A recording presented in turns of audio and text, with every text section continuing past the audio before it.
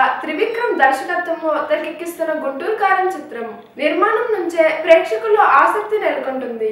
ఇటీవల విడుదల చేసిన పాటలకు అద్భుతమైన రెస్పాన్స్ లభించింది. ప్రస్తుతం ఈ సినిమా తుది దశ చిత్రీకరణలో ఉంది.